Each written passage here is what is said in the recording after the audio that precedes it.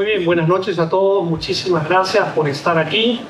A nombre de los autores de este libro, Lucía Nuñovero, abogada y criminóloga de la Universidad de Lovaina, que es profesora de la Universidad del Pacífico, Memo Coronado, asistente de investigación de la Universidad del Pacífico, un joven sociólogo, un futuro prometedor, y quien les habla. Le damos las bienvenidas a todos ustedes. En primer lugar, quisiera agradecer a la Universidad del Pacífico, no solo por la edición del libro, la publicación y la presentación del día de hoy, sino porque nos permite a los profesores poder investigar, tanto dentro como fuera del país. Y creo que eso es lo que marca la diferencia de una universidad de calidad. Personalmente he podido estar un semestre en Brasil como profesor visitante en la Universidad de Río de Janeiro, un mes en la Universidad de Chile con la maestría de criminología, varias veces en Colombia, Argentina, Uruguay, y de aquí en adelante voy a seguir la ruta del tren. Así que yo sigo investigando en otros países del continente cómo va la cosa, gracias a la universidad. Voy a leer una breve reseña de los tres, y bueno, vamos a... Marisol Perestello, aunque suene un poco feo decirlo, pero nos conocimos en la cárcel.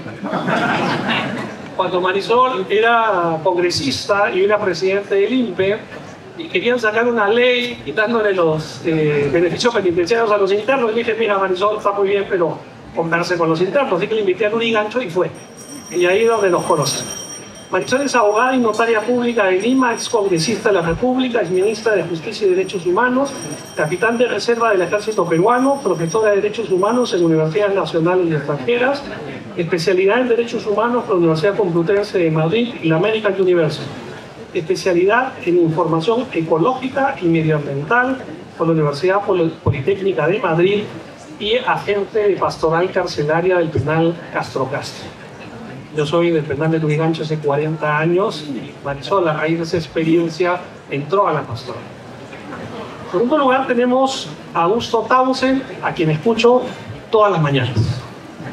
En comité de lectura, ¿cierto? Sin dueños de la verdad. Así comienza su podcast, lo recomiendo, es muy bueno. Augusto es abogado y periodista, fundador del Comité de Lectura, un medio digital que busca inculcar valores democráticos y elevar la calidad del debate público, y cofundador de Recambio, una escuela de formación de nuevos líderes políticos comprometidos con la democracia. Es miembro del Consejo Directivo del Sistema B Perú, columnista en el Diario El Comercio y conductor del programa Bien Informado de Radio Mágico. Y finalmente Alberto Vergara, conocido, colega de la Universidad del Pacífico, profesor asociado del Departamento Académico de Ciencias Sociales y Políticas de la Universidad del Pacífico, PhD en Ciencia Política de la Universidad de Montreal y máster en Ciencias Políticas por la Universidad Libre de Bruselas. Su investigación se ha enfocado esencialmente en los países andinos, observando distintas dimensiones del régimen político: ciudadanía, representación, tecnocracias, accountability, poderes subnacionales, entre otros. Así que con este panel de lujo vamos a comenzar la presentación del libro y le damos la palabra a Marisol. Quiero empezar por agradecer la deferencia que ha tenido José Luis Pérez Guadalupe, nos dicen los primos en la cárcel, de invitarme a poder acompañarlo en esta presentación del libro en el que es coautor con Lucía. He tenido el honor de conocer hace algún tiempo en cualidades profesionales y técnicas a Guillermo Coronado. El Tren de Aragua, el crimen organizado en América Latina, es un libro que nos va a permitir entender una realidad que pocos conocen, y probablemente esa es la razón por la cual no hemos sido capaces de pensar, diseñar, implementar una política de seguridad ciudadana y contra el crimen organizado transnacional que sea eficiente, sumado a una serie de debilidades institucionales en el fondo, y que no se puede combatir lo que no se entiende. Y creo que este libro es un instrumento para poder comprender la complejidad de un fenómeno social que, si bien es cierto es un fenómeno criminológico, tiene situaciones sociopolíticas, situaciones geopolíticas y debilidades institucionales a nivel latinoamericano que facilitan el crecimiento de la criminalidad organizada.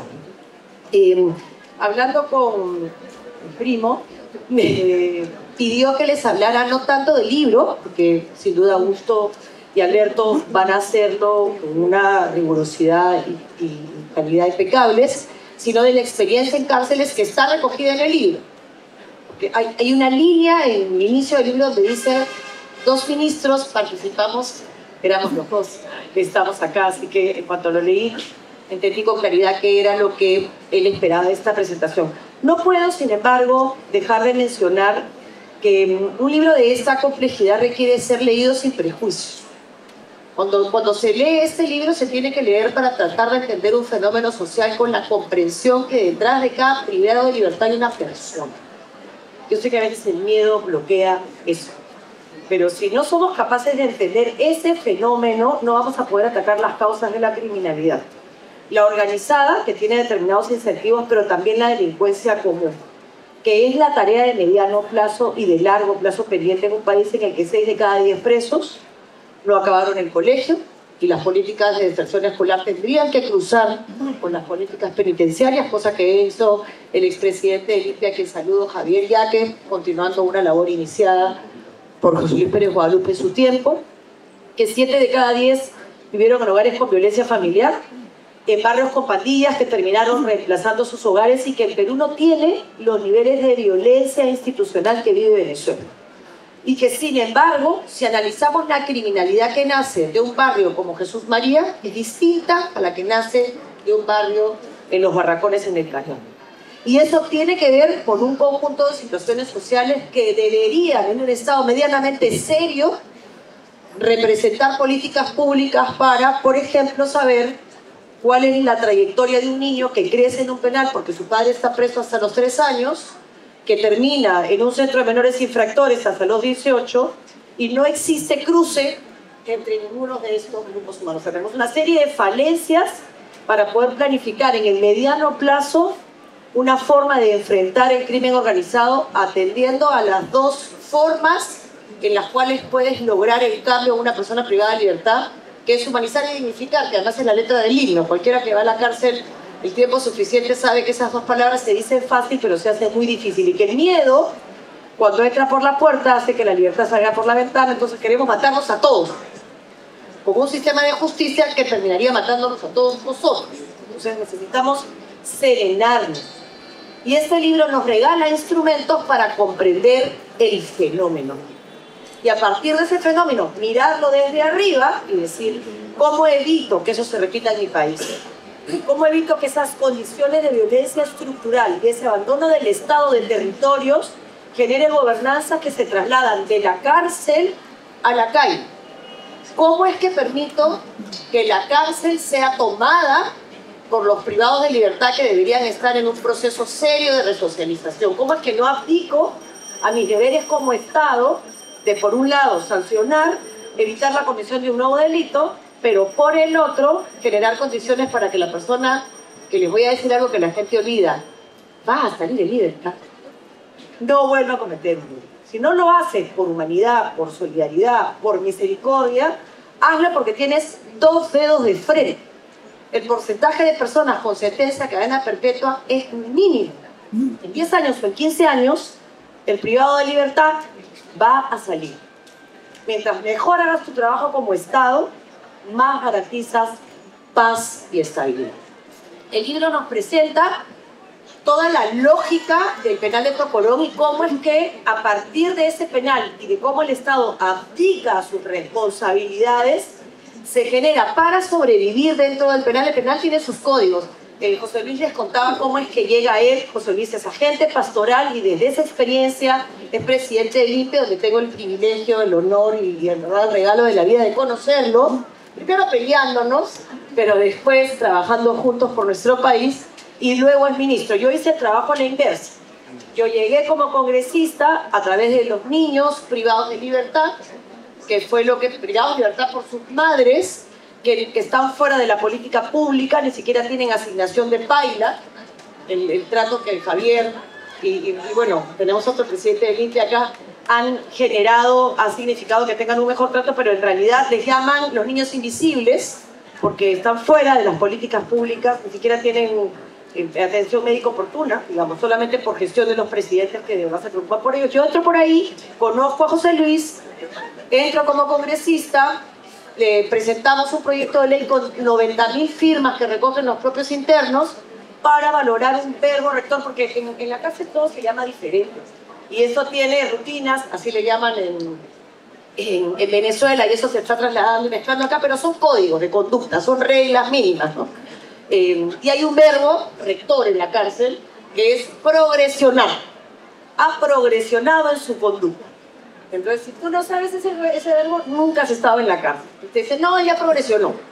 ¿Y qué significa eso? Que independientemente del delito y de los años, su conducta lo está preparando para que salga a resocializarse. Este proyecto de ley de 90.000 firmas lo que atendía era el fenómeno de la progresión en la conducta, de cómo ha mejorado su conducta, ¿no? Bueno, esas formas de organización interna en la cárcel pueden tener presencia del Estado o no. Uno de los fenómenos más interesantes, que no sé si hoy José Luis pueda contar, pero que yo lo cuento porque soy muy orgullosa de ese logro, ha sido la mayor entrega de armas en el Callao, fue gestada en el penal de Santa Colonia por este señor. O sea, lo que pasó en Venezuela es normal.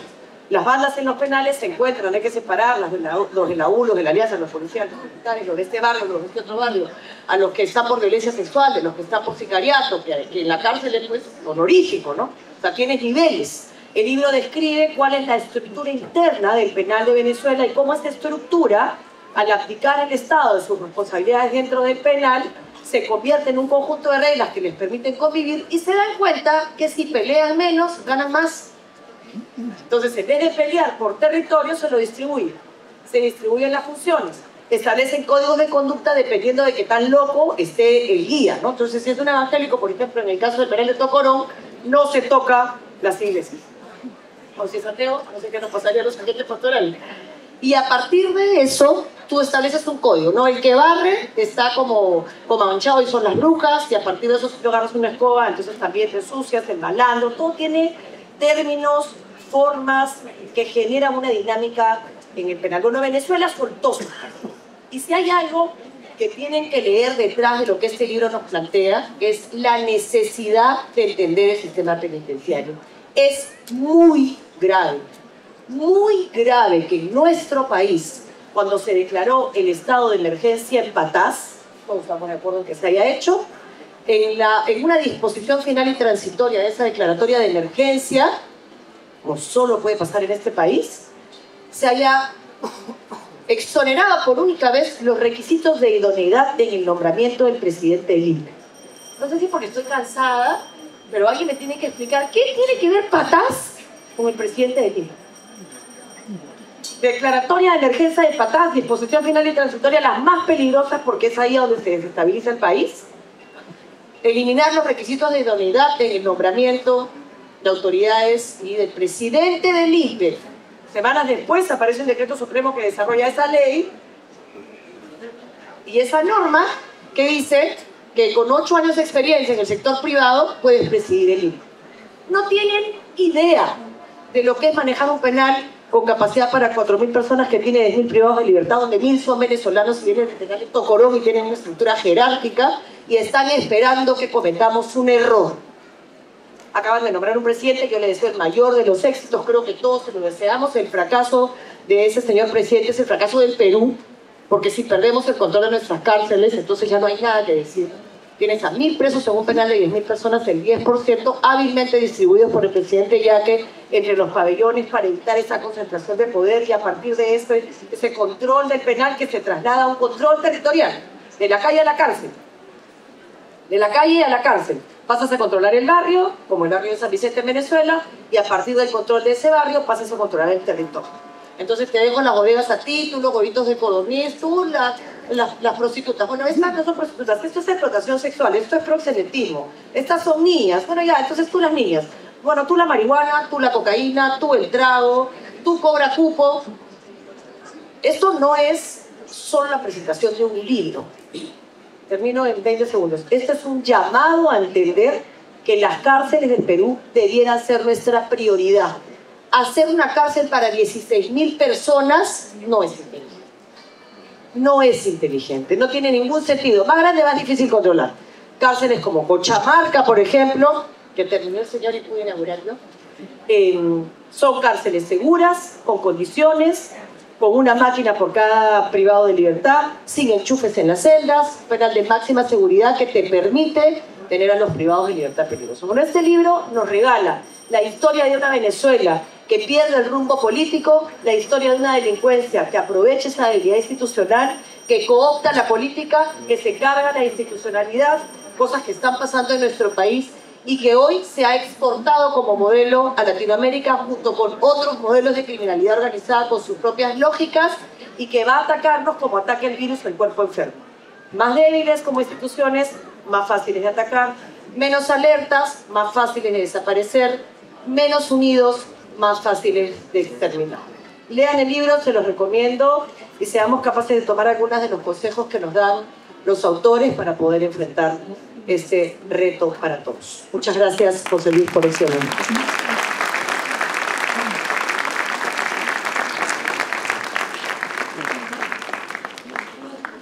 Bueno, nada, muchas gracias a José Luis y a Lucía por la invitación. Yo me sorprendí un poquito, le dije cuando me invitaron, yo no soy experto en temas penales ni en criminalística, pero da la casualidad que cuando me toca comentar las noticias en el día a día, constantemente me veo inmerso en la discusión de política pública y de qué hacemos con la inseguridad ciudadana y cómo manejamos el tema de las organizaciones criminales.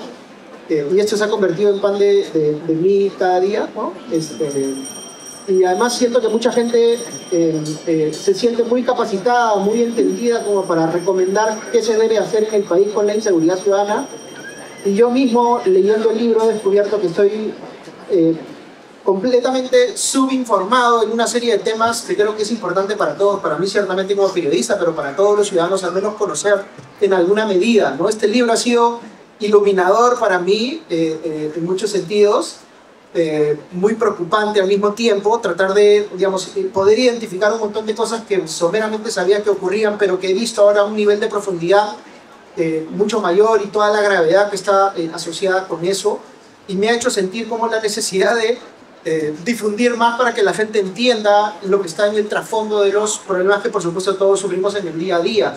Yo no sé si ustedes saben, alguno de ustedes debe saber, pero en este momento se está generando, por ejemplo, una discusión en redes sociales entre periodistas de un lado o un periodista de un lado y expertos de la academia del otro, discutiendo sobre las medidas para luchar contra la inseguridad, ¿no? Y es bien curioso porque se han propuesto, se siguen proponiendo cosas como encarcelar a la gente menor de edad. Yo recibo, personas me mandan mensajes por WhatsApp diciendo ¿por qué no volvemos a los jueces en rostro?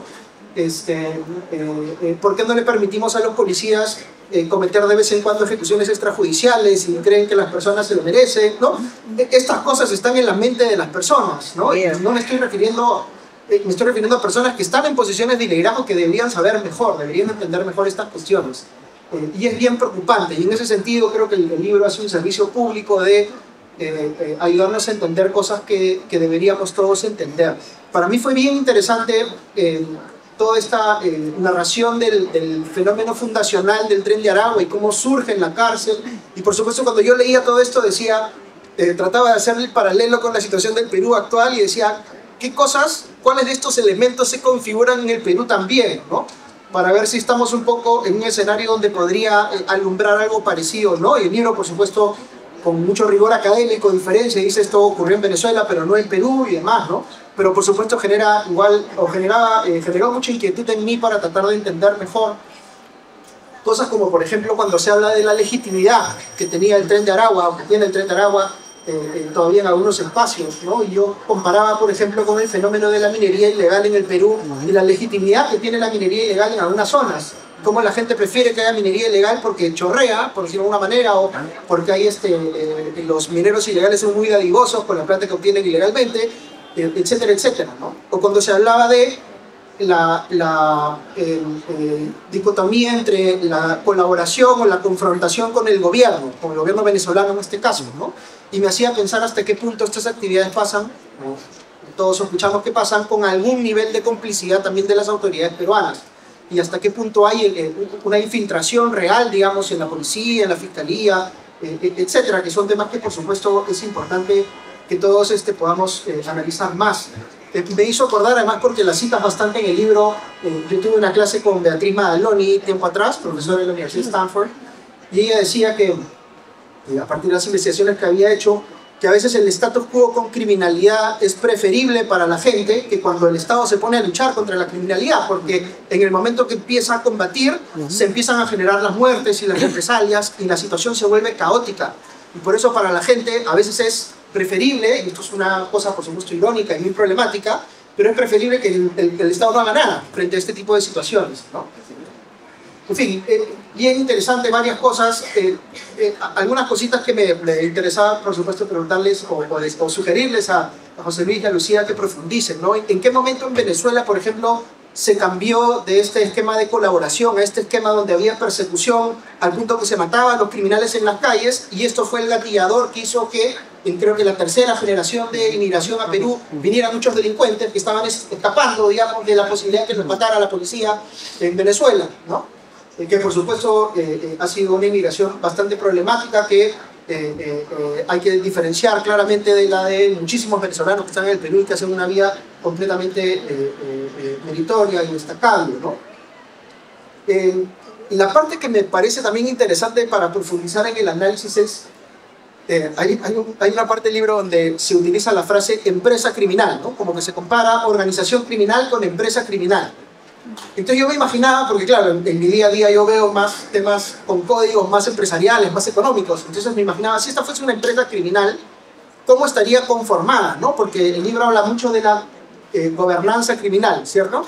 Entonces, esta es una multilatina, ¿no? Multilatina del mal, si se quiere, que opera con un esquema de franquicias o con un esquema de subsidiarias, cuánto control hay de los cabecillas que están en la prisión de Tocorón y cuánto le reportan los que están en Perú. O sea, todas estas dimensiones de cómo se estructura matricialmente o cómo está constituida la gobernanza en la práctica son temas que me dejan como inquietud del libro, porque a la vez quisiera entender cómo son los flujos de dinero, ¿no? Por ejemplo, si las operaciones del Tren de Aragua en Perú generan dinero que luego es lavado internacionalmente para que llegue a la matriz o lo que fuera, esta parte también me quedó como me generó mucha inquietud para, no sé si la segunda parte, la continuación del libro, ¿no? Yo tengo también conocimiento de cómo en otros países existe una presencia mucho más nutrida de centros de pensamiento, específicamente en temas de seguridad ciudadana, ¿no? El Instituto Igarapé en Brasil, por ejemplo, ¿no? Entiendo que ya hay algunas cosas en el Perú que se están empezando a hacer, pero si el Perú ya tiene pues un déficit de centros de pensamiento en general para muchos temas, este es un tema donde es crítico que no tengamos gente pensando y desarrollando ideas, ¿no? Esa tendría que ser en cierta medida la respuesta de los periodistas que ingenuamente dicen no hay que investigar nada, sino lo que se nos ocurra hay que empezar a hacerlo, ¿no? Porque el sentido de urgencia es más importante que entender cuál es el problema que se está enfrentando, ¿no? En fin, y todo esto también, solo para terminar, me hacía cuestionarme, y aquí ustedes son los expertos, Lucía, por ejemplo, la manera como están tipificados los delitos en el Perú, ¿no? Hay, por supuesto, una discusión bien importante alrededor del terruqueo, ¿no es cierto?, del uso equivocado del tipo penal de terrorismo, ¿no es cierto?, pero hasta qué punto la extorsión es un delito que está en la familia del terrorismo, digamos, o cómo se vincula una cosa con la otra, o si el terrorismo solamente tiene o puede tener fines políticos, o también hay otras formas.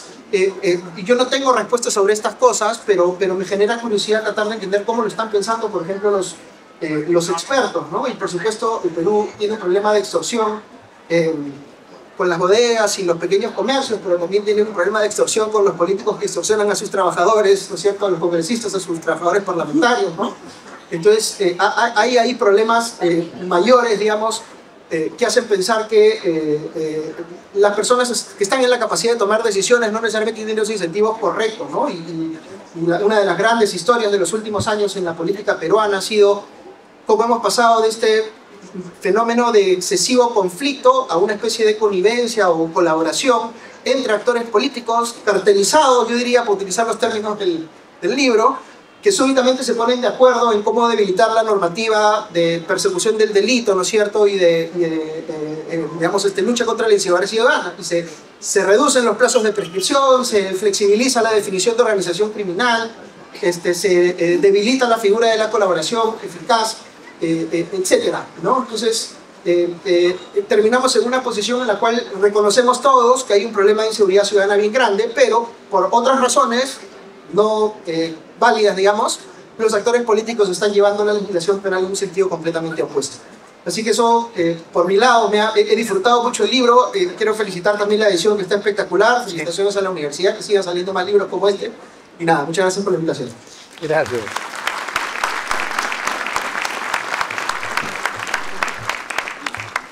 Bueno, muchas gracias primero a José Luis y a sus coautores, a Lucía y Guillermo por la invitación, al Fondo Editorial de la Universidad también. De paso agradezco porque ayer publicamos un libro también del fondo, así que Malena no sé si está por ahí, ayer no estaba, no pude agradecerle, y a Soledad también. Así que bueno, muchísimas gracias. Lo primero es un poco lo que decía Augusto, la sorpresa de ser invitado a un libro sobre criminología, pero en realidad uno lo piensa un poco, la situación del país ya no es tan sorpresivo, ¿no? Ya la idea de invitar a un politólogo a hablar de crimen es como...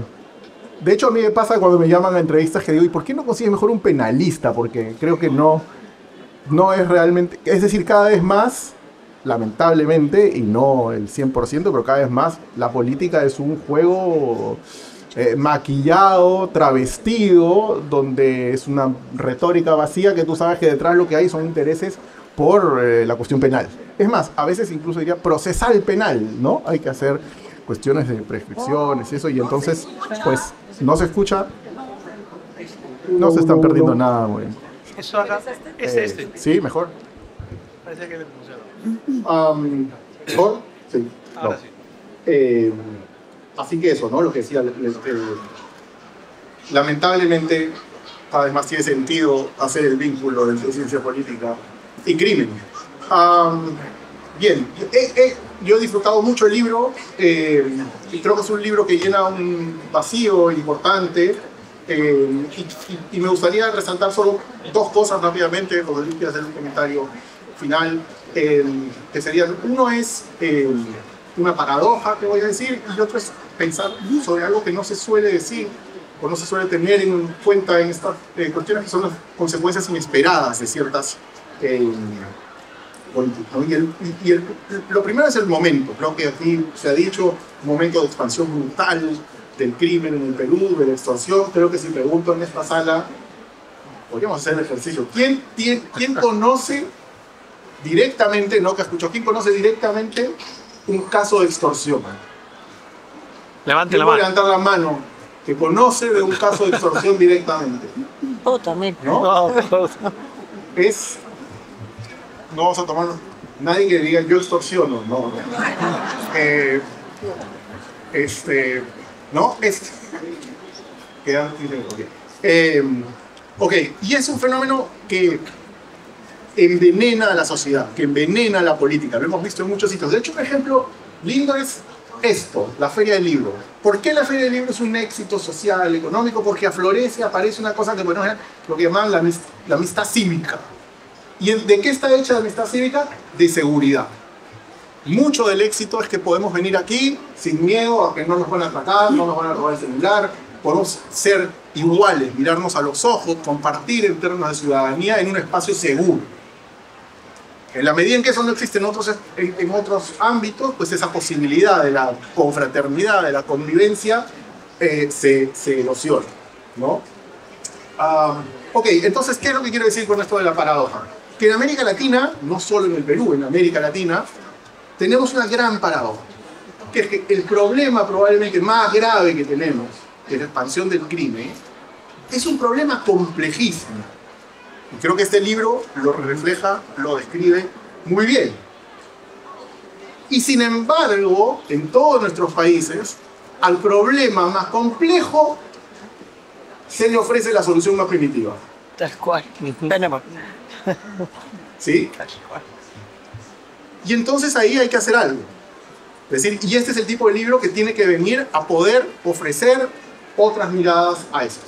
Solo por utilizando el libro, ¿no? ¿Qué es lo que permite que ocurra esto? Pues hay una cuestión que hay cosas que a veces no puedes manejar, que hay procesos migratorios, ¿no? Migraciones enormes. La novedad del crimen en ciertos países, ¿no? Además, no solo en el Perú, en sitios donde creíamos que, en fin, donde las instituciones estatales son mucho más sólidas. Chile está tipo, realmente, no sé si groggy, pero por lo menos muy confundido, ¿no?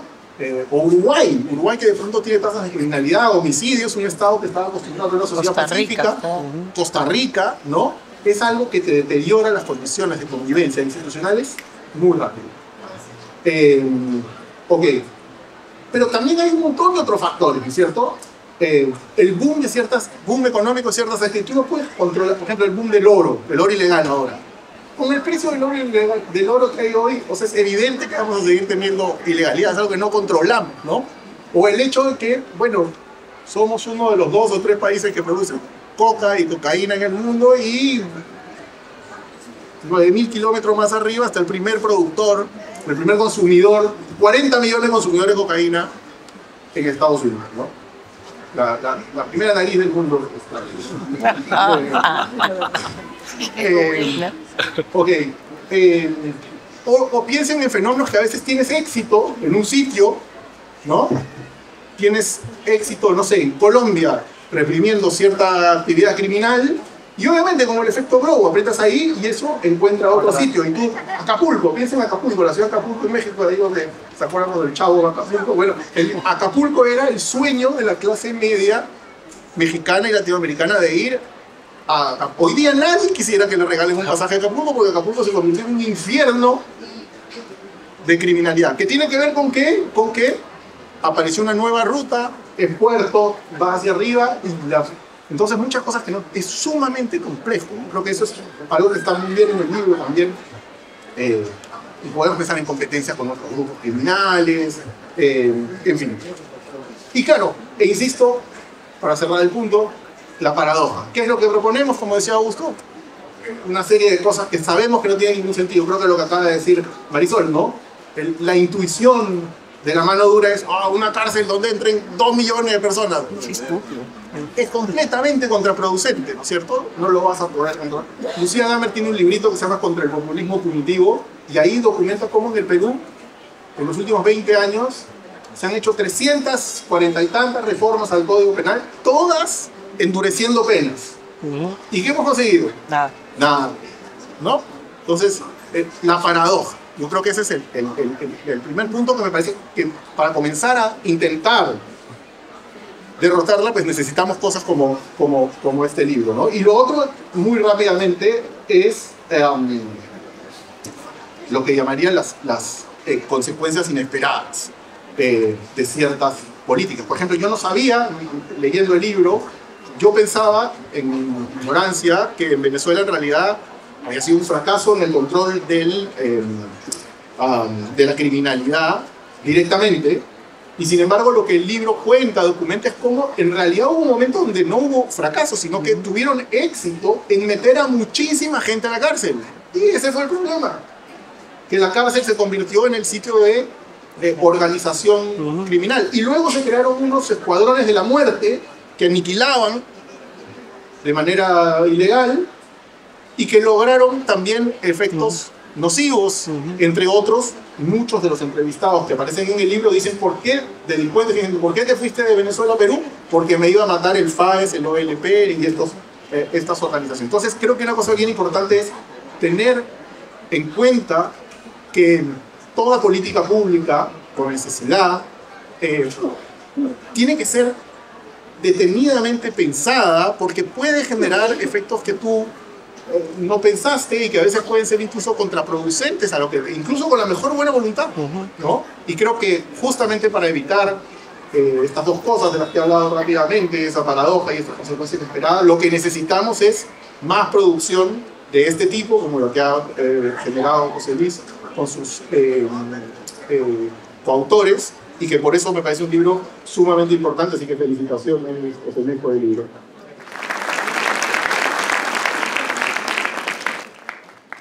Muchísimas gracias, Marisol, Alberto, Augusto. En los minutos que me quedan, indicar que el libro al final tranquilamente hubiera podido llamarse Más allá del tren del agua. Porque no solo es el tren del agua, es toda la emigración delictiva venezolana, que es fruto de la tercera ola migratoria donde 8 millones de venezolanos salen de su país por pobreza, 1.800.000 llegan al Perú. Y junto con ellos llega también la delincuencia. En una primera etapa, como ha contado Marisol, el contacto que yo tengo con los venezolanos es porque luego de la pandemia, cuando volvemos a la labor, yo llevo 40 años como agente de pastoral carcelaria, como he mencionado, encuentro que el Lurigancho estaba lleno de venezolanos. Y entro y dice, oye, habla chamo, hola pana, arepa, arepa, arepa, arepa. ¿Qué es esto? 1000 venezolanos en Lurigancho. Cuando comienzo a indagar, ¿qué veo? Conflicto. Vienen de otra cultura delictiva mucho más violenta, viene de otra cultura carcelaria que están acostumbrados a tomar el penal con armas, donde ellos dominan, donde ellos determinan quién entra, quién sale, cuáles son las visitas, versus una población y una cultura carcelaria peruana que, por si, disculpen, no se dieron cuenta, hace 13 años que no hay motines en los penales del Perú. No hay balaceras en los penales del Perú. No hay toma de rehenes en los penales del Perú. Una cultura carcelaria pacífica. Como decía Augusto, le falta la segunda parte del libro, ya lo estamos preparando. El libro se va a llamar Lurigancho. Básicamente Lurigancho, 10.000 presos. Una macrocárcel latinoamericana donde todo funciona, donde todo tiene unas normas y donde todo tiene un sentido. Y estar ahí yo 40 años me ha permitido entender la lógica del Tren de Aragua, junto con Lucía, junto con Memo. ¿Por qué? Porque es una banda que nace, se fortalece y se expande desde la cárcel. Es decir, es una gobernanza carcelaria que se convierte en gobernanza criminal. Y a partir del 2017-18 es que se expande a los demás países del continente. En el Perú, en 2017, habían 50 internos venezolanos. 50. Ahora hay más de 4.000. ¿Cómo se entiende eso? ¿Cómo se maneja eso? Y eso es lo que hemos tratado en un primer momento de manejar, de entender, y para evitar ese conflicto que se venía. Una masacre en el Lurigancho, que convocamos en la capellanía una mesa de diálogo y prevención de conflictos, junto con Marisol. Hablamos con Javier Yaque, que está ahí presente, nos autorizó, con Lucía. Es decir, Defensoría del Pueblo, hablé con el ministro de Interior, el ministro de Justicia, todavía eran ministros con los cuales se podía conversar. Entonces, tuvimos que hacer esto y dije, en todas partes se vino una masacre, hay que hacer algo. Y se logró. Es decir, poco a poco que los internos venezolanos se vayan integrando esta cultura pacífica del penal. Lo que no se ha logrado en la calle, lo que no se ha podido controlar en la calle, a la migración delictiva venezolana se pudo controlar en la cárcel. Y de eso trata el libro y es el primer paso. Pero de ahí en adelante comenzar a escucharlos, sus historias de vida, por qué vinieron al Perú, como muy bien mencionó Augusto. Y yo no lo podía creer. El nivel de violencia en Venezuela, el nivel de gobierno delictivo en las cárceles. Y ahí comenzamos una labor de revisar la literatura, porque un investigador tiene que confrontar lo que te dice, no tienes que lanzarlo solamente, no, confrontarlo, que es la labor más difícil. Y fuimos a investigar en Venezuela a los investigadores, a los etnógrafos carcelarios, todo lo que se había escrito, centro de investigación, y ¿qué encontramos? Que hay un match perfecto entre lo que ya escribían los venezolanos de su realidad y lo que los internos venezolanos, protagonistas de esta inmigración, nos estaban contando. No lo podíamos creer, pero estaba ya, digamos, puesto en evidencia. Pero la diferencia es que teníamos desde de primera mano, ¿ok?, de los migrantes delincuentes venezolanos. Y ahí comenzamos otra segunda etapa de entrevista, ya más aguda, muy puntual, ¿ok? Y solamente entrevistamos a aquellos internos venezolanos que habían sido delincuentes en Venezuela, confeso, y habían estado en más de una cárcel en Venezuela. Es decir, que vinieron para delinquir. Y ese fue nuestro público con el cual ya comenzamos a analizar esta realidad, y de ahí viene todo el entorno, con Memo, con Lucía. Lucía ha hecho su tesis doctoral sobre crimen organizado, todo el marco criminológico para analizar esta realidad. Termino indicando lo siguiente, que tenemos que hacer algo. Como bien han dicho los tres, no se trata de dar palo de ciego, manotazos de ahogado, o programas de amanecer seguro y anochecer oscuro, ¿no es cierto?, de algún ministro que sacó, ¿sí?, cosas reales. Pero claro, como estamos en pleno proceso, en el libro ponemos un adelanto de propuestas de política criminal que tendría que hacer el Estado, pero termino con un public sharing, que en la Universidad del Pacífico estamos preparando la Agenda 2026. Qué bueno. ¿Qué es eso? Una propuesta para todos los partidos políticos para la próxima campaña electoral sobre 16 temas que deberían tocarse de gobernabilidad. Uno de los temas, justamente lo estamos trabajando Lucía y yo, que es sobre seguridad ciudadana. Ahí sí vamos a hacer las propuestas que debemos hacer. En varios sentidos, comenzando por tema del sistema de justicia, Policía Nacional, sistema penitenciario, específicamente sobre crimen organizado. Pero esa es una esperanza nuestra frente a la distopía que estamos viviendo en este momento, donde tenemos un Estado dividido, un Estado en el cual no goza de ninguna legitimidad los poderes del Estado de la ciudadanía. Yo he estado en Chile, el año pasado vuelvo a Chile en noviembre para las elecciones y para presentar el libro, y Chile tiene una gran ventaja sobre la realidad peruana, que tiene institucionalidad. Pero a pesar de sus instituciones, está siendo azotado por el crimen organizado. Es decir, el tener institucionalidad en el Perú, tener un Estado, volver un Estado unido y que tengamos claro qué tenemos que hacer, es una condición sine qua non. Sí, es necesaria, sí, pero no es suficiente. Es el primer paso para comenzar. Así que la Agenda 2026, que próximamente lanzaremos en septiembre, ahí también vamos a plantear nosotros qué es lo que podemos hacer en este tema, al menos un adelanto, porque de hacer tenemos que hacer muchísimas cosas. Agradezco a todos su presencia el día de hoy, especialmente a Augusto, a Marisol, a Alberto, a la universidad, como he mencionado, por esta publicación que nos ha permitido y esta presentación en el día de hoy. Va a haber espacio para firma de libros, así que nos quedaremos un ratito más que tú lo vas a anunciar. Muchas gracias a todos ustedes.